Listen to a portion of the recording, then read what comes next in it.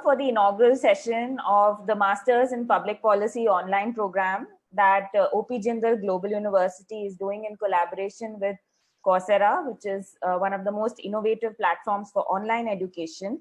I welcome you all and I welcome the esteemed panelists for the session. Let's go ahead and start the session. And I welcome Professor Sudarshan, Dean of the Jindal School of Government and Public Policy, to begin the session. Welcome, sir. Thank you very much, Vidya. It's really a real pleasure for me to welcome all those who joined the inauguration of the Government and Public Policy Schools online Masters of Art Public Policy program, which we are offering worldwide on the Coursera platform. I'm particularly delighted to welcome my former boss and the Chancellor of the Nelson Mandela University, Dr. Geraldine Fraser Moleketi. I mean, Geraldine is a very, very special person. And there couldn't be a better person in the sense of, capacity to understand public policy, and also in a sense of being auspicious to start our new online program in public policy, because she's been an activist. She's was a member of the African National Congress. She spent many years in exile from the apartheid regime. And when democracy came to South Africa, she joined the cabinet of Nelson Mandela, and worked with him. And she worked with him both as in the ANC and in government. And to this day, I think some of the policies that Dr. Geraldine Moleketi introduced into South Africa, especially for the welfare of children and gender equality, I think remain. I mean, they would probably have changed in some respects, but she laid the foundations for that. And after a stint with the successor president, Mbeki, she joined the United Nations Development Program as the head of our practice, the democratic governance practice, as it was called then. Things have changed a little bit now. And then she was, therefore, led a team, and I was part of that team that worked on democratic governance, rule of law, justice, local government, and all of these areas. And and I think Geraldine, one of the things I remember learning from her in the sense is that she always felt that education, you could use education to make people conformist, to make them, toe the line, to make them think wonderful things about a government or a state. Or you could use education to make people free, to make them think for themselves, to think critically, and to ask questions, and not to be afraid. So courage is one of the qualities, I think, that Geraldine has exemplified. And therefore, whenever we are in the field of public policy, I think courage is necessary and important. I'd also say that our vision for the School of Public Policy is to make public policy into a noble profession, if you like. The traditional noble professions are education and the law, because the law is concerned with getting people justice. Education is about knowledge, and medicine, which is about healing. But I think we should inculcate in people who get into policy making or implementation of policy that same kind of spirit, that there's an ethics, that you're doing this for a certain purpose, and that the internal standards of excellence for this must be high, and that you're not just doing it for the rewards of money or salaries or promotions and such things like that. So that understanding of why you are in public life, why are you doing public policy, is something we'd like to get across to our students so that they become a different kind of a person and can contribute meaningfully to policy making, especially with respect to people who are disadvantaged, deprived, discriminated against, and all of the problems that we know, serious violations of human rights. I'm also very, very honored and grateful that our Vice Chancellor, Dr. C. Rajkumar, has agreed to join us. Raj, in a way, is a true leader. I'm sure you see when you got a Rhodes Scholarship, and when the Rhodes Committee selects scholars, they look for qualities of leadership. But it's not the case that there are qualities of leadership in all of the scholars who get selected by the Rhodes Trust. There are only a few exceptional ones, and Rajkumar is one of those few exceptions, because it's a remarkable feat of leadership to imagine a university of this kind and then to pull it off. Yes, there must be circumstances, things must come together, there's a bit of luck, all of that given, but having started this university and having taken it to the extent to which it has is really a tribute to his leadership. And so he is, in that sense, he gave a motto to this university, which is it's a private university to promote public service.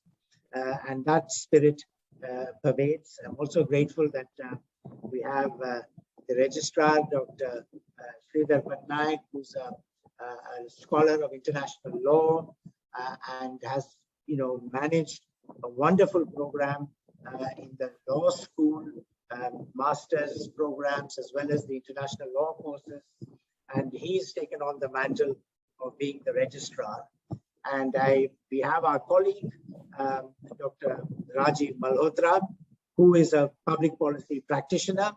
Rajiv was an advisor to the finance minister in his last stint with the government before he joined the School of Government and Public Policy in the same year that I did.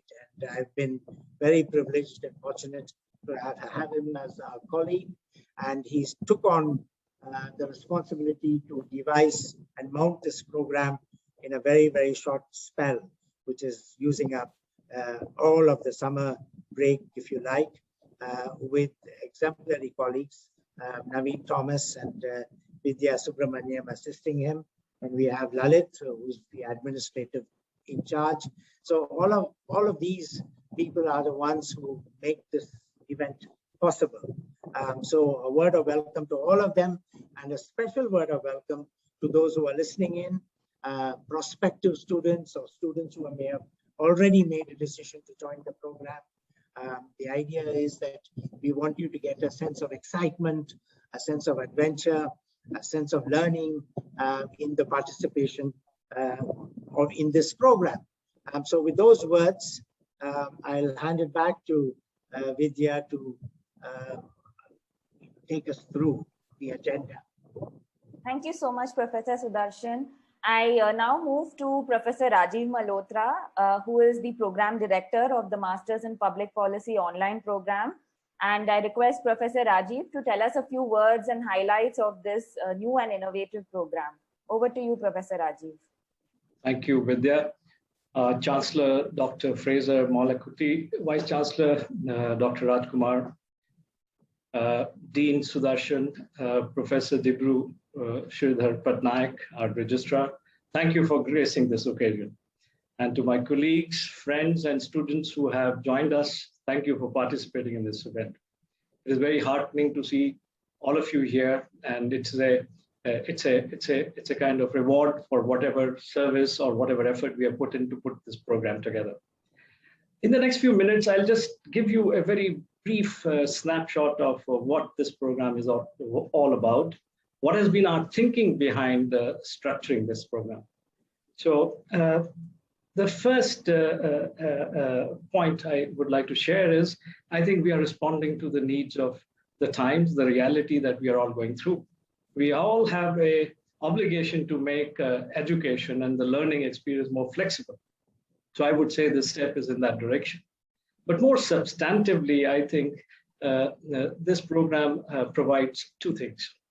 There is ample evidence to suggest that policies matter, and policies matter specifically in developing countries. I had the privilege of being associated with one such study recently, which looked at the rise of Asia. And this was a study which was a follow-up on a very classic study done in the 60s by a Nobel laureate, Gunnar Myrdal. And the study was undertaken by a UN institution. Since we have a couple of colleagues here from the UN system, I must mention that this study was taken up by UN Wider, and it went through explaining what explains the rise of Asia, given the fact that Gunnar Myrdal in his Asian drama was rather pessimistic about his thinking on Asia. And one conclusion that came from this study was that it is the difference that policy makes to outcomes. So policy matters, and being one of the few public policy schools in the developing world, I think it is our onus. It's very much a part of our responsibility to share our learning and to share our experience and create possibilities for students from developing countries and other parts of the world to learn from what we have put together over the last 10 years. Another reason for this program is also, it's a reality, it's a hard reality that higher education is expensive, and especially so for people who are coming from the developing countries. So what we have put together is a curricula and a program which is not only global in its standards and in its benchmarks, but it is at an affordable level. Finally, I would turn briefly to the way we have structured this program, because that should also be of interest to some of the participants here in this launch event. We realize that a lot of those who are going to seek this program or enroll in this program are working professionals, and they would have competing claims on their time. So we've devised a structure which takes all of just 10 or 12 hours a week, which shouldn't be too much of a time for a motivated candidate to spend on upgrading his skills and his learning in this program. The other part I wanted to highlight is that large part of our curriculum is asynchronous, but it is not just asynchronous learning, which we are banking on. We have integrated live sessions, discussion groups, sessions with the instructors and tutorials with the tutors, which will try to replicate as closely as possible or as feasible the real physical learning context in a virtual program. We are also seeking to bridge a gap between physical teaching learning experience and the virtual teaching learning experience by designing some components of our curriculum which would do that specifically. So we have integrated group projects and capstone individual projects under supervised learning experience from our very well-equipped faculty to meet some of the shortcomings that a virtual online program of learning has vis-a-vis learning in a physical context. So let me conclude by drawing a few other attention to a few other points. And first of these is that we are seeking and we are going to put efforts to help graduates learn the competencies and the skill sets and the knowledge sets which will allow them to compete with the best graduates from anywhere in the world. We will equip them to undertake independent research, and as a policy practitioner, as a policy maker, as a person who is stakeholder in the policy making process. And above all, we would provide them with an opportunity to seek specialization and build specializations through the diverse elective courses that are on offer so that they can contribute to the emerging, evolving issues that a policy analyst or a policy maker would confront in diverse settings in the countries they come from and the communities that they belong to. So we are looking forward to having you. And I now hand over the floor back to Vidya to take us through the rest of the program. Over to you, Vidya. Thank you, Professor. Thank you, Professor Rajiv, for that. And I now move on to our esteemed Vice Chancellor, Professor C. Raj Kumar. Professor Raj, if you could kindly welcome and give us a short address before we move ahead to Professor Geraldine. Professor Raj, over to you. Thank you very much, Vidya, and good afternoon to all of you. For those of you who are watching in India, but maybe good evening and good morning to others who may be watching this from other parts of the world.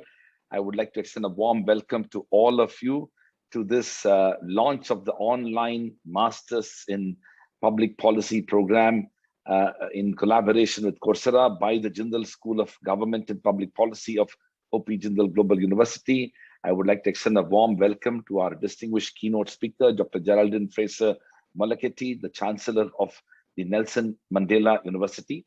It is indeed my proud privilege to particularly extend my heartiest congratulations to the Dean of the Jindal School of Government and Public Policy, Professor Sudarshan, and its distinguished faculty member, who also is the program director of this particular program at JSGP, Professor Rajiv Malhotra, for his painstaking efforts in the last several months to put together a program of this magnitude, and also the unique pedagogy that has been brought to bear in launching this program in an entirely online manner. I must also say that it's a unique honor for OP Jindal Global University. As you know, Coursera is a global edtech organization with presence in over 100 countries. And OP Jindal Global University is the first and only Indian university that they have partnered with to launch a 100% online degree program among the nearly 1,000 universities in India and over 45,000 colleges and other types of institutions that are present in India. For all those students, learners who are present here, it's a great moment because this is also an opportunity for you to learn in a unique manner at an extremely difficult and challenging time.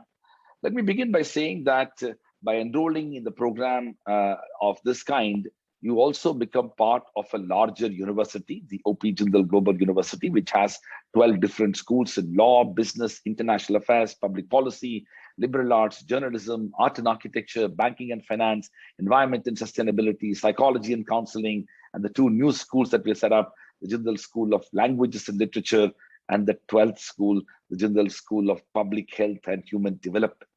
In many ways, the opportunity to engage with faculty as well as the intellectual resources that are available within the university is a unique opportunity that is available for you as students of the online Masters in Public Policy. Let me begin by essentially giving a bit of an introduction to the context in which we have launched this program. In 2020, around March 2020, universities around the world were faced with one of the most unprecedented crises of our times.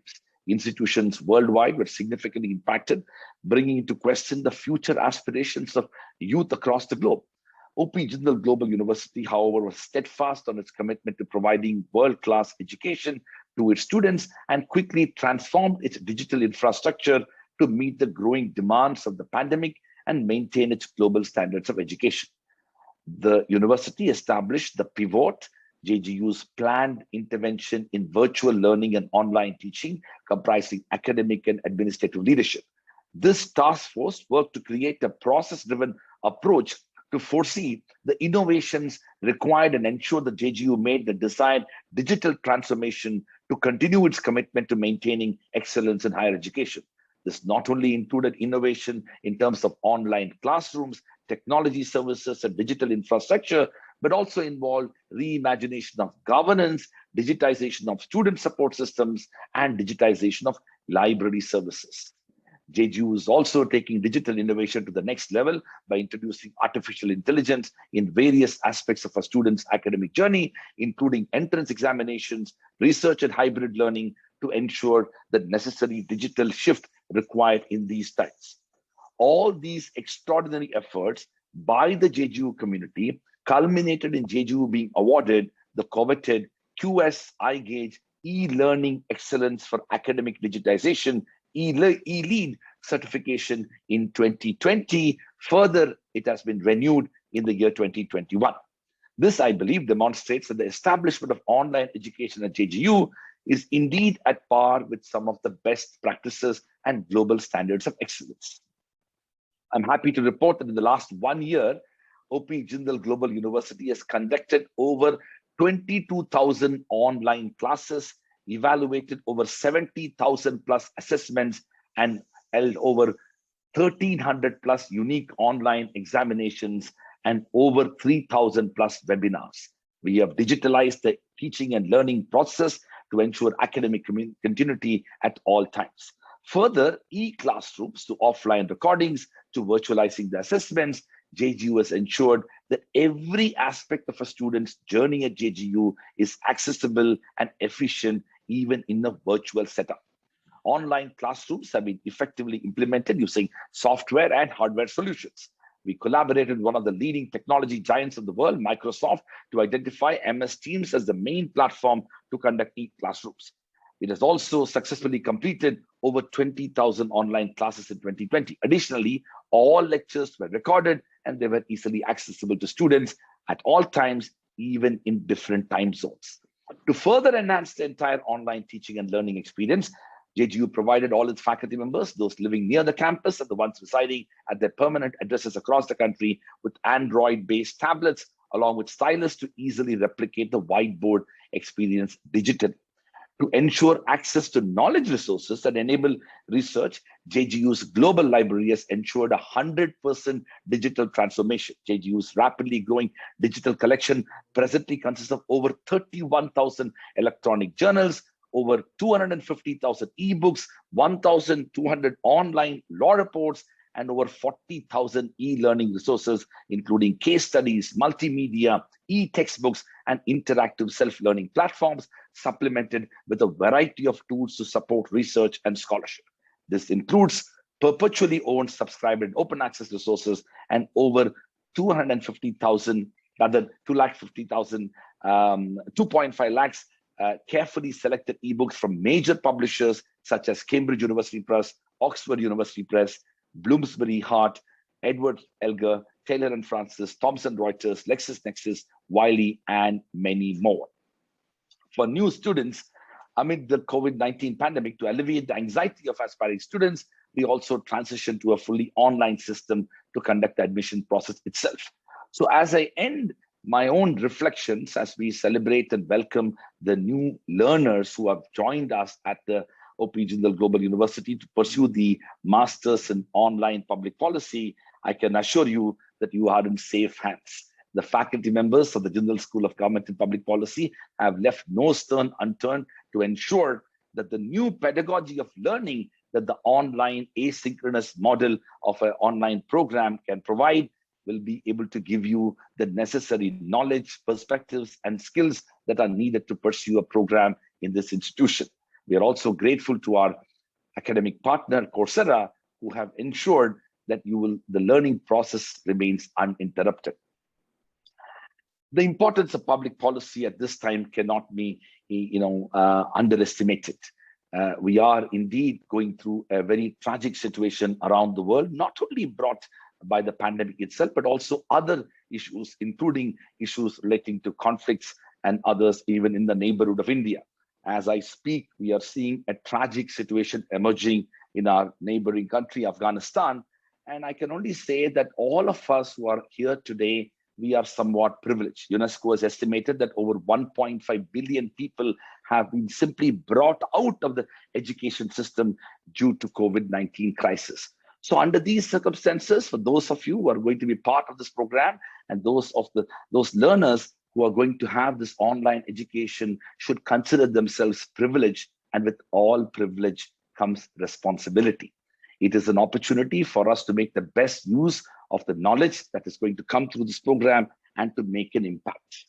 I want to end by essentially reflecting a very important concept that is so dear to me, which is the concept of Ubuntu. Ubuntu essentially means, and I quote, "I am what I am because of who we all are," unquote. The word Ubuntu, as some of you know, has its origins in one of the Bantu dialects of Africa.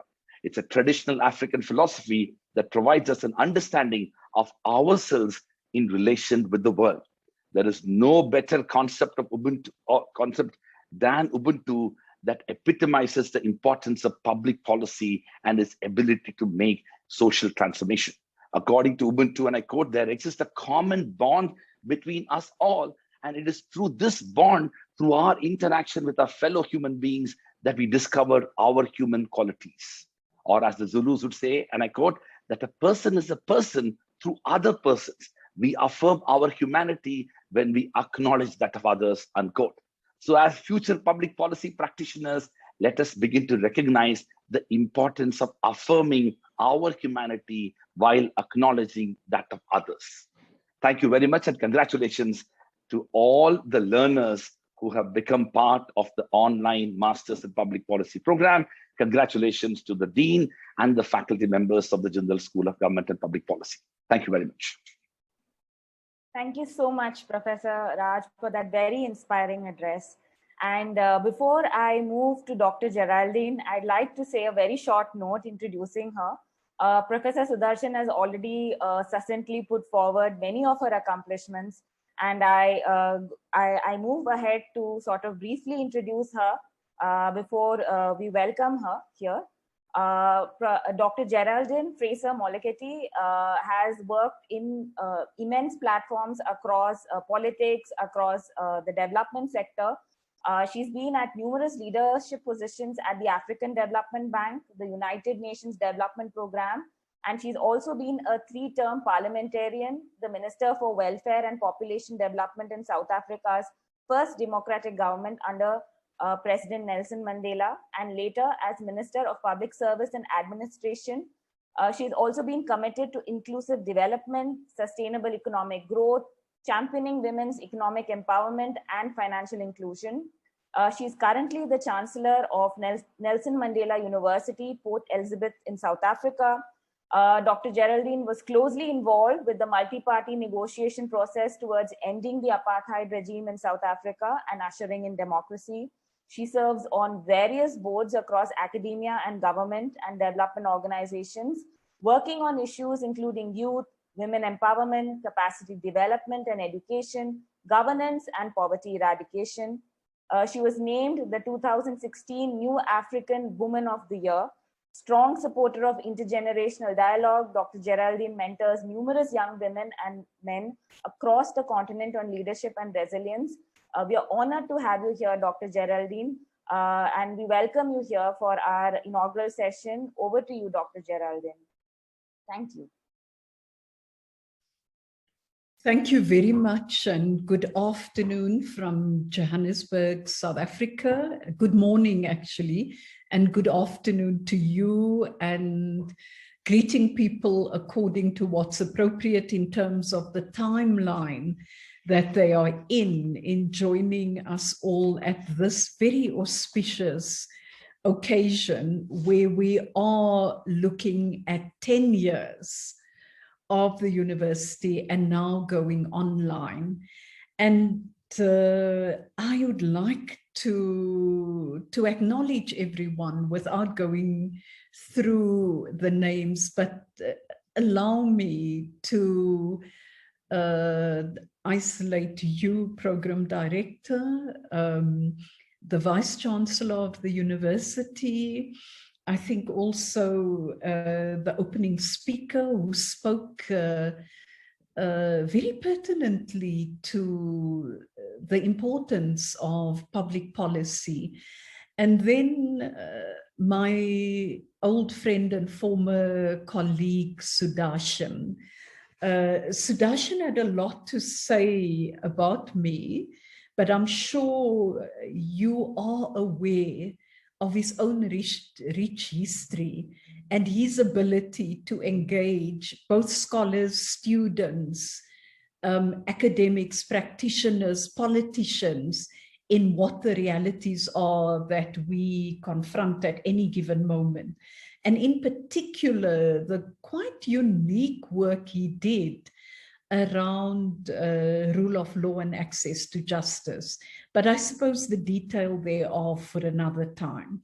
So I'm going to raise a couple of broad areas, but I want to talk very briefly about the current moment in which we find ourselves that was alluded to earlier by the Vice Chancellor, when he spoke about the reality, the global reality of the COVID pandemic on countries developed and developing. And there's no question that the developing world has been hugely impacted upon by it. But I think if there was one huge lesson for developed and developing countries, it was the implication and importance of public policy during this period, the importance of public administration and public service, and the fact that we saw the divide both within developed nations and developing nations on the difference and importance of public service, and the fact that over 4 decades there was a deliberate and conscious undervaluing of public service in developed countries in particular, and how what's been referred to as the unsung heroes and heroines, the lower paid public servants, how they've come to the fore as champions.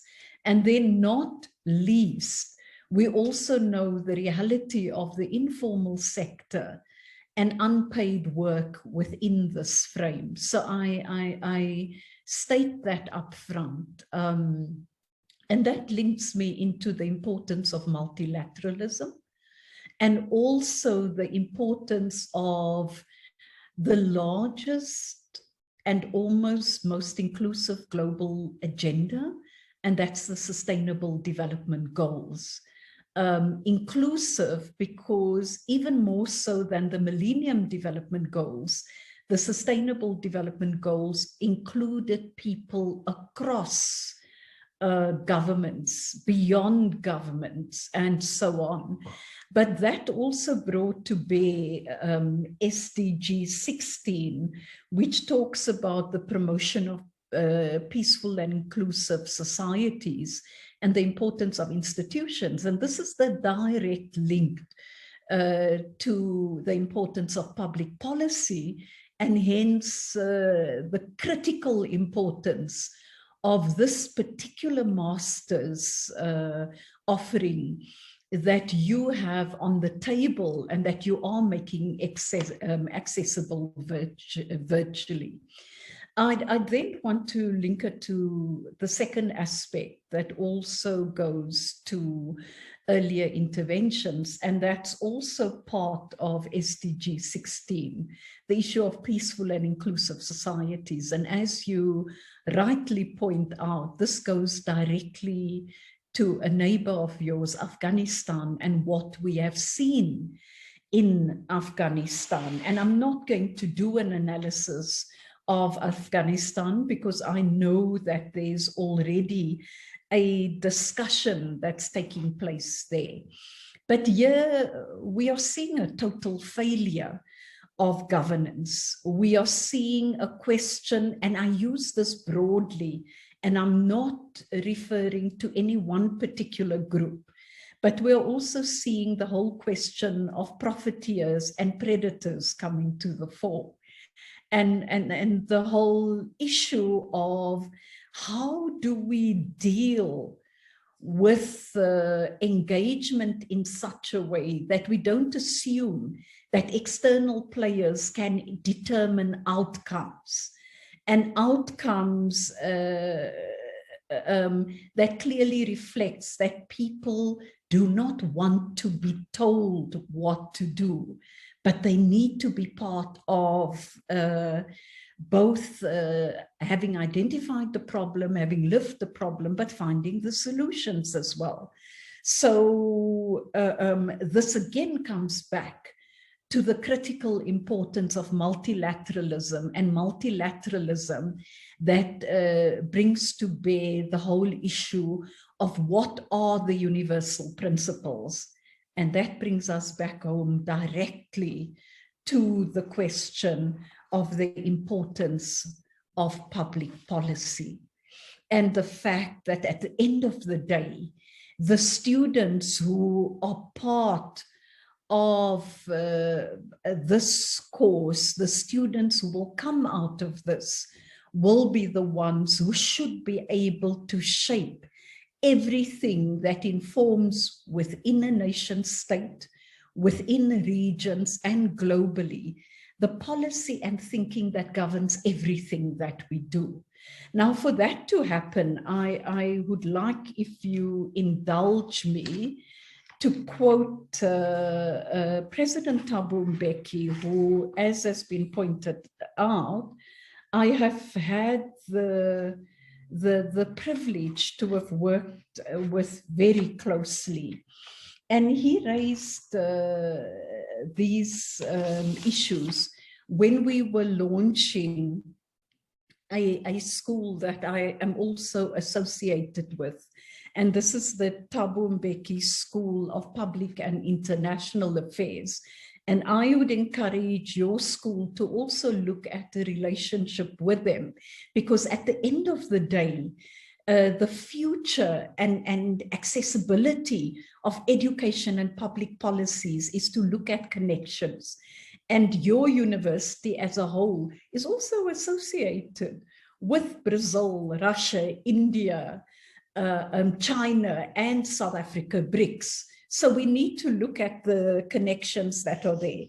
But the one issue that he had said, and the challenge that he put out to the Thabo Mbeki school to the school, he said, and I think that this would be of relevance to your offering as well. He says, and I quote, the TM school will have to avoid the consequence of turning its students into corporate stooges. The school should pay close attention to ensure that the university is the philosophical center of society. We must not allow the big business of college to take in the way of students learning to question everything. Our aim in teaching should be to produce women and men who are both critical and creatives.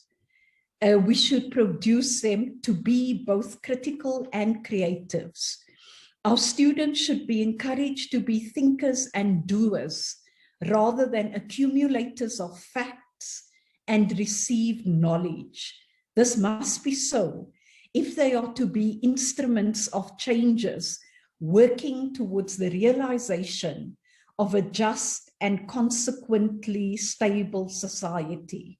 The school must strive to serve as a philosophical thought center of society to train the next generation of thinkers who will learn how to question everything in order to create new knowledge, close quotes.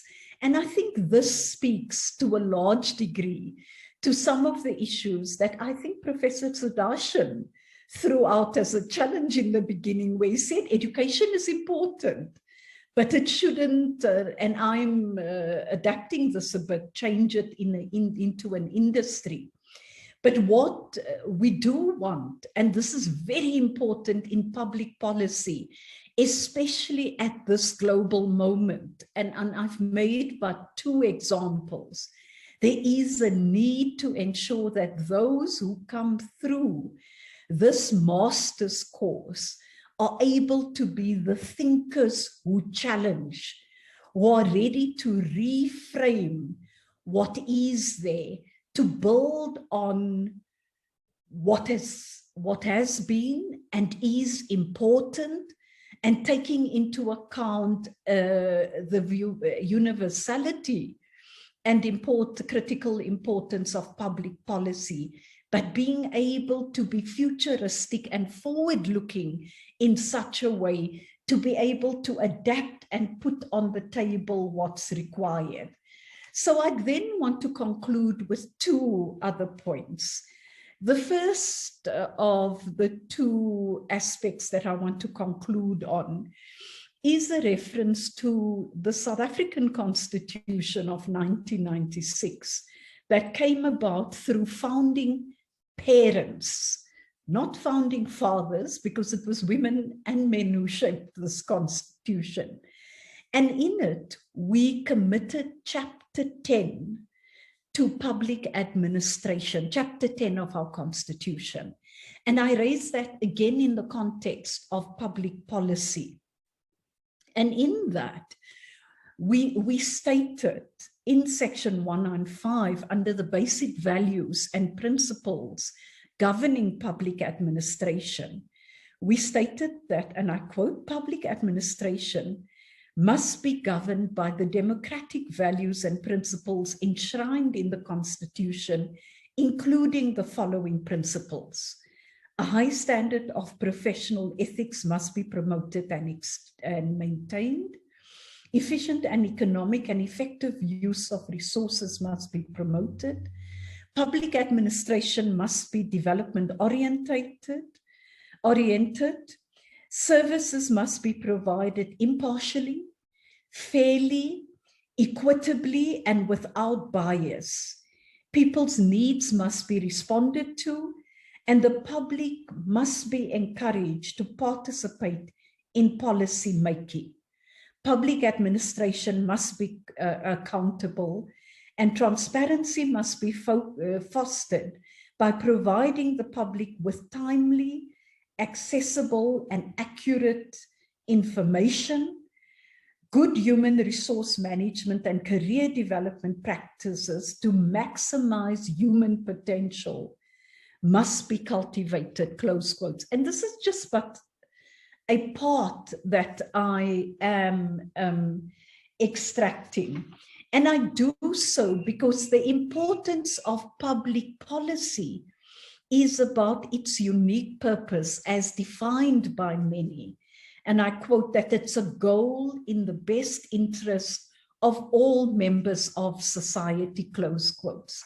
So if you come through a course such as this one, you carry the mantle and the burden of being equipped with the knowledge and the skills base that will assist you, not only as potential academics, but as practitioners working with academics and in the best interest of society. And this is what it's about.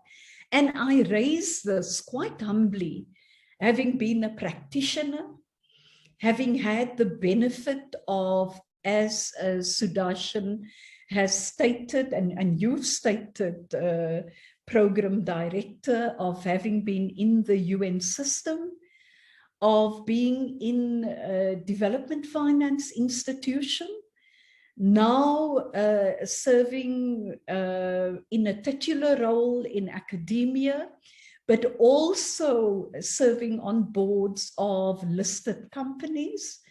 And I think having straddled that, it sort of allows me to say that we need to look at how we bring together the strengths in terms of exposure in public sector, private sector, and civil society, but doing so through a critical lens, doing so as disruptors. And let me use the term disruptors in a positive sense, but in so doing, being very clear that we are going to be audacious about what we do.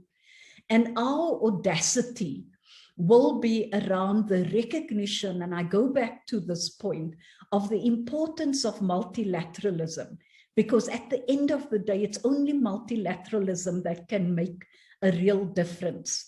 It's not any strong man or big man or any unipolar approach to global politics, but it's having the skills and tools for critical thinking and appreciating the critical importance of public policy that will enable us to have that engagement. And then lastly, I want to say, and please permit me, I want to go back to the classics. And in this instance, I'm going to quote out of all, and I provide a disclaimer up front that those, you decide what you read out of this, but I want to quote Karl Marx, who in his 18th Brumaire of Louis Bonaparte said, and I quote, "Men make their own history, but they do not make it as they please. They do not make it under self-selected circumstances, but under circumstances existing already, given and transmitted from the past. The tradition of all dead generations weighs like a nightmare on the brains of the living. And just as they seem to be occupied with revolutionizing themselves and things, creating something that did not exist before, precisely in such epochs of revolutionary crisis, they anxiously conjure up the spirits of the past to their service," close quotes. In your instance, come out from this course and see how you deal with that quote in the 18th Brumaire. Thank you very much. And thanks again for having me. Thank you so much, Dr. Geraldine. Thank you so much. That's, I mean, I don't have any words. It's just been wonderful to hear you. And I hope all the attendees and the audience here have questions to ask. So I open it out for discussion, and looking forward to getting some questions here for the panelists. Please go ahead.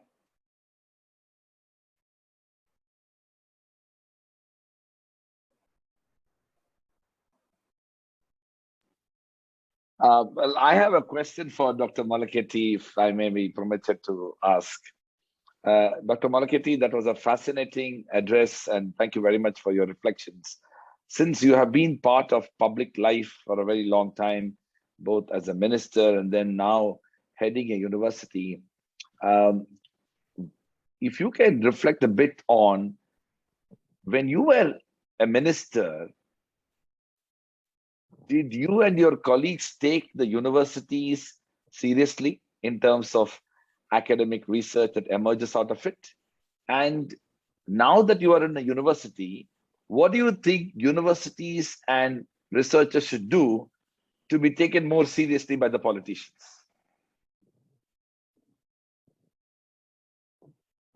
Good question. Thank you. So two things, and I'm going to particularly, I can talk about two instances. I'll talk about my stint as Minister for for Welfare and Population Development. And that was during under the leadership of President Nelson Mandela. In South Africa, we looked at a review of the welfare safety net, social security safety net. And this was due to the fact that our social safety net prior to 1994 was essentially racially skewed. So particularly on the provision of social security grants or welfare grants, this was racially based. And people received these grants, you know, at different levels in different quantums according to their race. And we had to change this. We had to transform this completely. And the change was not simply to equalize the amounts. It wasn't to simply ensure that everyone gets the equal amount. Equity was an absolute yes, and that we were going to work towards anyway. And that didn't necessarily require a policy intervention. It required the depth of engagement with Treasury and all. But what was more important was to transform the welfare system from what it was to what we saw a developmental social development system to be. And that was something that government did not see itself as doing it alone. And when we developed both a green paper and a white paper for Parliament and for an adoption by Parliament, and of course it goes through Cabinet, it was and did involve a public engagement. We actually went to academia. We went to the academics, we went to universities and said, we want a working group, and we established a working group that had public servants in it, we had the academics in it, we had practitioners in it, and we had members of civil society, beneficiaries, who helped develop that policy because it was a transformative policy. And that was important. It wasn't just about ensuring that there was equity in the financing, but we wanted to combine the two, which we did, and the importance of academia there. The second instance I want to give you is when I was Minister for Public Service and Administration, and I am very, very proud of some of what we delivered, and that was under the presidency of President Thabo Mbeki. We formed again a sort of roundtable working group where once a year, or at least twice a year, we brought again academics. So leading figures from schools were involved in public policy, were involved in schools of public admin that were attached to universities. And we brought them together with the practitioners in the department, because at the end of the day, we also had recruited academics into government. So we had a revolving door system, but we would have regular meetings at least twice per annum to look at public policy issues that we had to confront as the Department of Public Service and Administration, and that we confronted as government and as a country. And to this end, within the Department of Public Service and Administration, we set up a unit which was called the Public Service Innovation Unit. And the point of this unit was to look very innovatively at what are the forward-looking issues that we should grapple with in the area of public administration. And for this to be successful, you required the research that, and universities are best placed to get involved in, deep research on issues and to provide the evidence that are relevant to the practitioners. Because at the end of the day, research and doing research is a wonderful thing, but the research is not the end in itself. And this is what we look towards. Well, of course, democracy also has one inevitability. And Sudarshan will remember that when President Thabo Mbeki joined us at our retreat in Dakar, Senegal, it was beginning of 2009, he spoke about this. He spoke about the discontinuity that may be there in democracy. So when you have a change of the political heads, sometimes you have a lacuna and break with certain practices. But I'm convinced that had that continued, South Africa's public service and public administration trajectory would even be further. So in terms of my response, I think you do realize, VC, what should be done by universities as well, because it's necessary for universities to engage with government, to engage with the specific units, whether it's at the center of government, that's in the office of the Prime Minister or the President, depending on the nature of the system, if they have a policy unit there. It's also to go to the appropriate departments. In our instance, it was public service and administration. It may also be a monitoring and evaluation department. It could be the National Treasury as well, but to engage with them, to take things forward. But I think we should also not undermine the fact that your politician, the parliamentarians also need support. So to what extent are the universities and will your school provide research and expertise to parliamentarians in order that they can engage with the executive and government in a more strategic fashion? Thank you. Thank you. Thank you very much. Thank you, Dr. Geraldine, for that very, very comprehensive answer that sort of layers the tires of governance and the need for all of us to come together. One of my colleagues, Dr. Naveen, has posed a question. I request him to ask the question himself. Naveen, would you want to ask the question to Dr. Geraldine? Thanks, Vidya. Thank you for the wonderful address, Dr. Geraldine. My question is that this is also related to something that you said in the talk, that students often face this lure of corporate jobs as they pass out of their universities.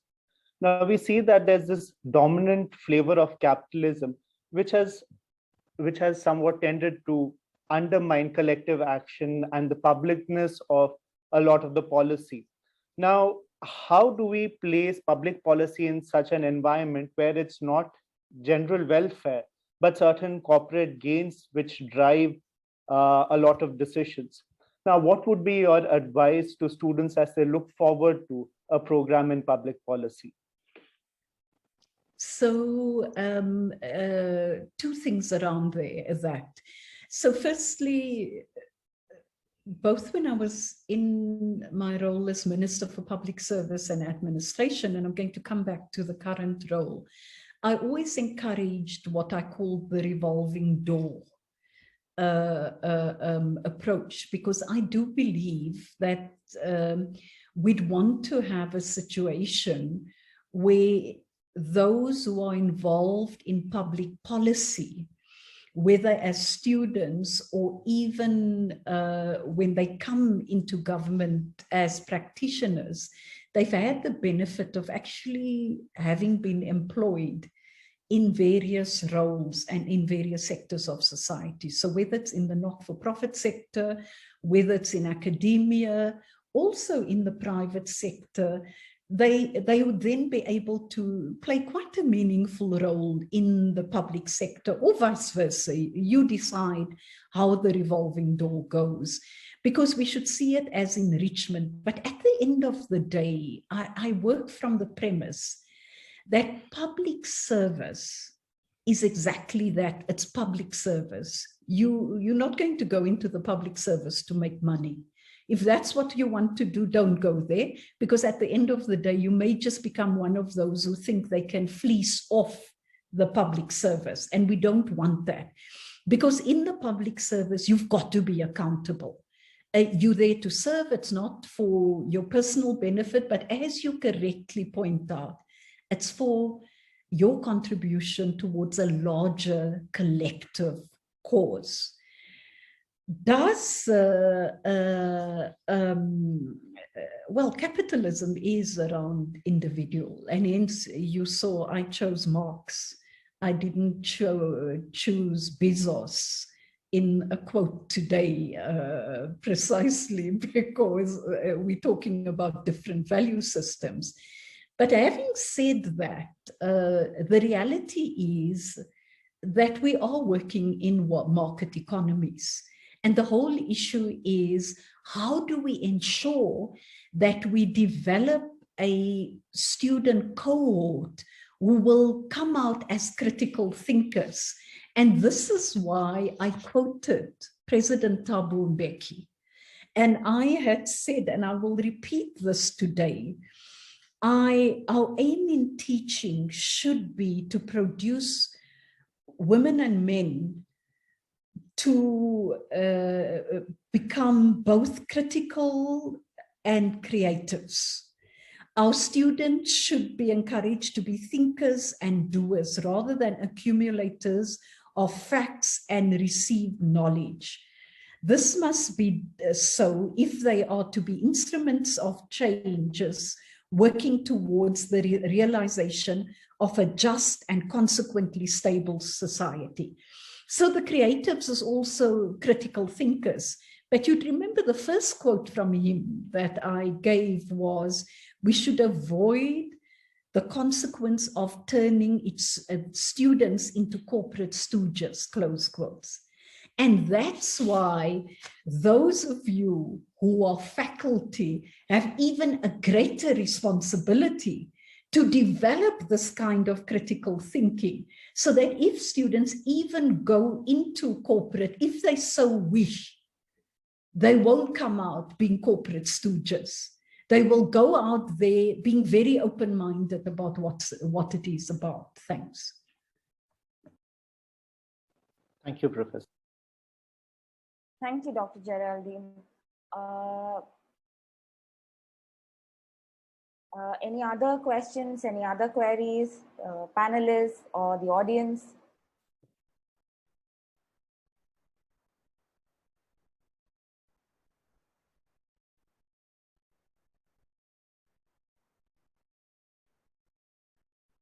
Okay. Thank you very much. And I now move ahead to Professor Sridhar for the concluding remarks. Professor Sridhar, we welcome you. Could you kindly give us the concluding remarks? Thank you very much, Vidya. Good afternoon, everyone. And good morning to Dr. Geraldine Fraser Moleketi. And if I did pronounce your name wrongly, ma'am, I may be pardoned. But well, it is such a fascinating lecture, and I'm so very delighted to be here this afternoon. And I'm so grateful to you for having taken out time to address all of us. And all of us together could not have asked for a better speaker. Your life and work exemplifies the object and purpose of the Jindal School of Government and Public Policy.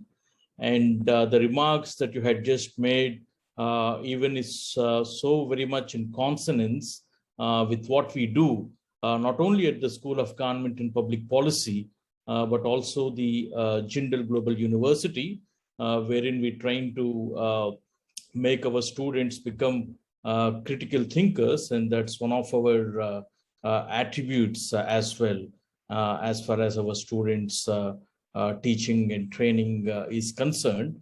So we are so happy that you touched upon these very important characteristics, in addition to talking about the significance of public policy. And there's a powerful message to all our students this afternoon, both our residential program students and even the online MA students, that they ought to become instruments of change, quote unquote, and even quote, thinkers and doers, unquote. So on this particular note, Chancellor Moleketi, we express our deep sense of appreciation to you for having taken out time to talk to all of us, particularly over a weekend. And we also look forward to your continued cooperation with the OP Jindal Global University in times to come in varied ways. Moving further, I take this opportunity to congratulate our students who have joined the online MA program in public policy in collaboration with Coursera. And as the Vice Chancellor had mentioned, and even Dean Sudarshan and Professor Rajiv Malhotra had mentioned, the timing could not have been more appropriate. And one very important aspect that I would like to add over here is that the current program builds on the excellent work done by the School of Government and Public Policy and all its faculty members over the years. This particular program only builds on the good foundation laid by them and the good work which they have been doing. And I'm certain that through this program, you will develop all your skills and even the competitiveness that is required by virtue of the training that you receive as part of the MA in Public Policy program, which I'm sure will add more credibility to your existing profile. And on this particular note, I would also like to assure you that we are fully committed to your academic curricular and professional integration into the program, because it's not like any of our other regular residential undergraduate or postgraduate programs. It's an online programs. So I must make a mention that you will have the fullest assurance and the support from all our faculty members and the university-wide offices in terms of your activities, be it in terms of your curricular activities and even the other services that we provide to our regular students. So you will also become a part of the community and you'll have the fullest support.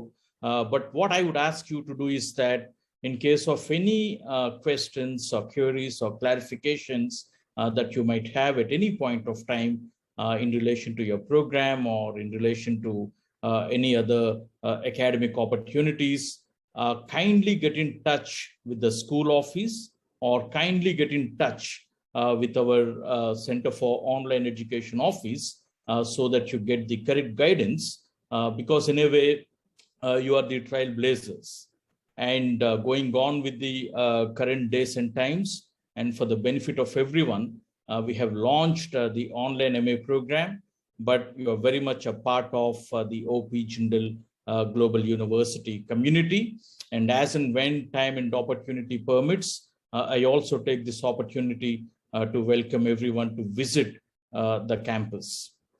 Before I close, I would also like to make a very important mention about your classes and your calendar.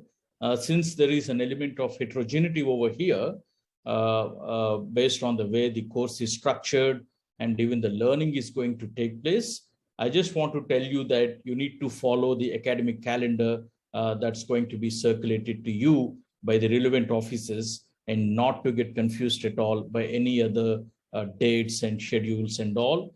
And again, if you have a question, just get in touch with the relevant offices.